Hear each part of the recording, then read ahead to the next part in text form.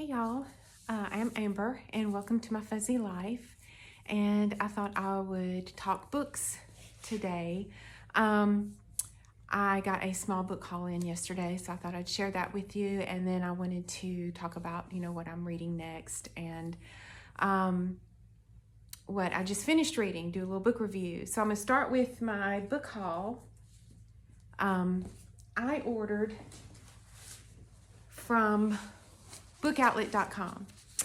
I don't know if y'all have ever heard of them, but they're an online bookstore, and I believe they get their books from bookstores that have overstock, like, maybe Books A Million, Barnes & Noble, other independent bookstores. And then they sell these books at a discount, and their daily discounts, their everyday discounts are good, but a few times a year, they have a big sale where all of their fiction is $5.99. No more than $5.99, some of it's even less. So I always take advantage of those book sales to stock up, and they're having one right now. As of last night when I looked, I forgot to look right now, but as of last night, that book sale is still going on bookoutlet.com, $5.99 for all fiction, and that's hardcover, paperbacks, everything is $5.99 or less. So here is what I got. I got Apprentice to the Villain. I have Assistant to the Villain, which I have not read yet. So this is the second book in that series. I think a third one is coming out, but yeah, I'm looking forward to these.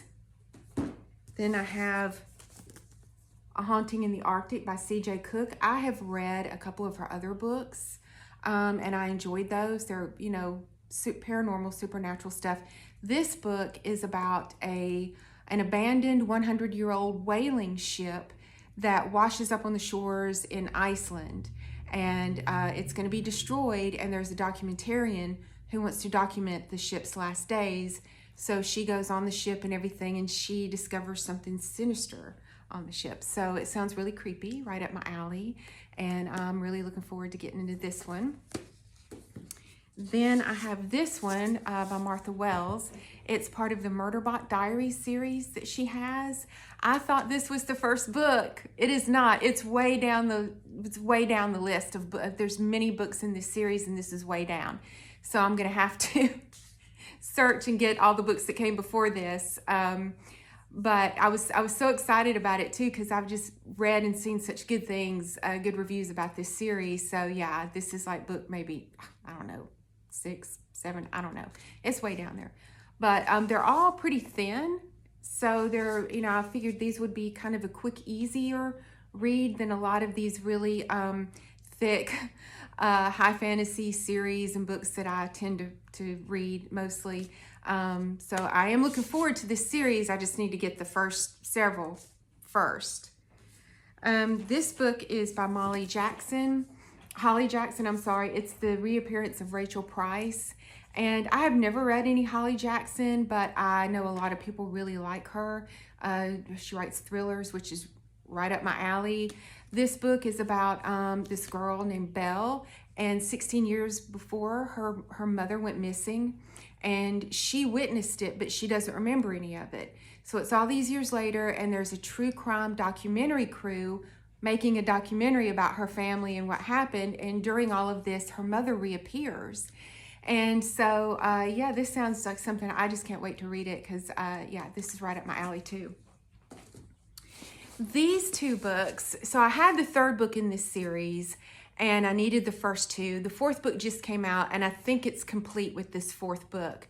But this is Trial of the Sun Queen, and this is Rule of the Aurora King. This is by Nisha J. Tooley. I kept seeing all, good reviews about this, but what really pulled me into it and how I know I'm going to like it is the first line in the first chapter. Chapter 1 is, "That bitch took my soap." Cats. Sorry about that. But yeah, so I'm really excited to read that series, and I just have to get the fourth book, and then I'll have the complete set. And so what I'm reading now is, one of my reading hopes for the year is to get through the Stephen King Dark Tower series. I have the box set, And decades ago, I read the first 3 books as they came out. And then when I realized there was going to be a ton of books and they're all going to come out years and years apart, I decided to just wait until they were complete to, read the whole thing. So my goal this year is to get through these books. I think there's like 6 of them by the end of the year, and hopefully if I can get through one a month. So I'm on the first one, The Gunslinger. If I remember, actually, I'm on page 1 of the introduction. I haven't even really started it. If I remember correctly, that was the hardest one to get into, and I keep reading, people doing the reviews, saying that it was the hardest one for them to get into. So, but it actually, it's a fairly thin book, and books are falling, and the print is larger than I'm used to. So I think I can probably whiz through these books pretty quickly. Now the book review, let me pick this up. The book review of the book I just finished. So I read this book last Sunday. I started this Sunday morning and I finished it Sunday evening. I could not put it down. It was so good. So last weekend I had big plans, and then I got sick and my plans got canceled. So I spent the whole weekend just laying around reading, and I read this book on Sunday. It's Razorblade Tears by S.A. Cosby. I've seen people talking about his books and everything, and they always get really good reviews, and I've been wanting to read it.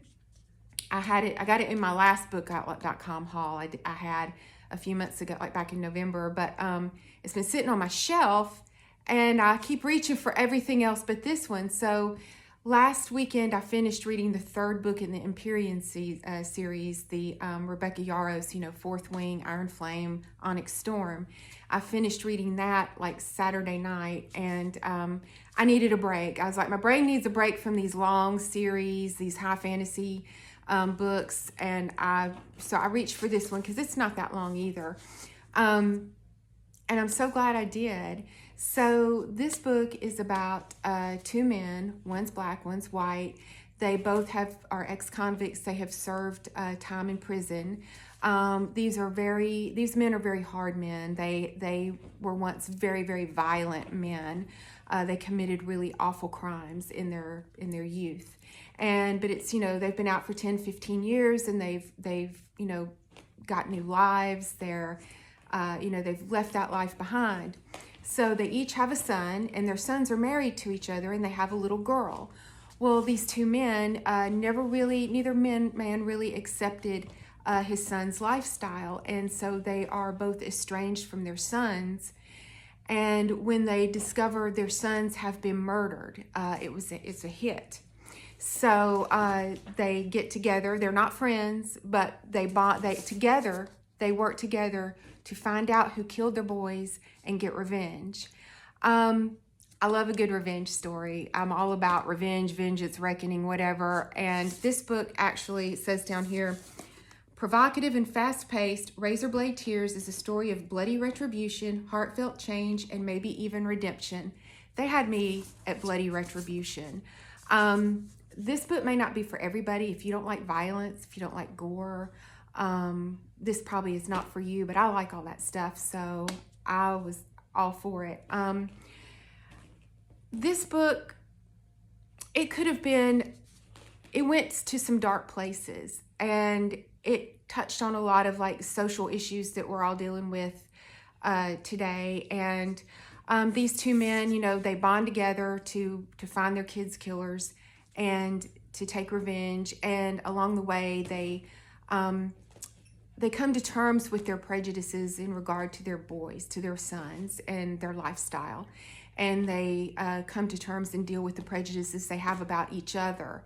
And so it could have gone into just really dark place, but there was so much about this book that was also uplifting. The character development, the character growth throughout the story, the humor, there's a lot of humor in this book. Henry Lee, one of the dads, he's just this redneck good old boy, and he is hilarious. He is hilarious. He was like the comic relief in this, but there was also a lot of tragedy. And there were times in this book where I laughed out loud. There were times where I cheered. There were times where I yelled. And by the end of it, I was just sobbing my eyes out. And that's why I'm giving this book my first 5-star rating of 2025. I highly recommend this book to anybody who likes to read this kind of book. Like I said, it's probably not for everybody. There are some triggers in here. There is a lot of violence. There's a lot of gore.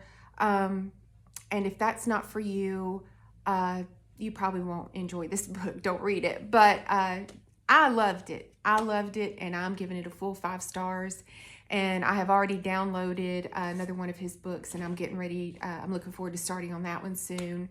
And I think he's going to be probably one of my go-to authors that I read everything that comes out, because this was just excellent. I thought it was excellent. I thought it ticked all of my check boxes of everything I enjoy about reading.